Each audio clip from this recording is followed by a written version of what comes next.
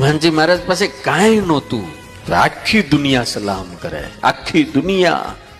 ગમે એવો મોટો શહેનશાહનો શહેનશાહ હોય ને ભી પડે ત્યારે યાદ તો હનુમાનજીને જ કરે.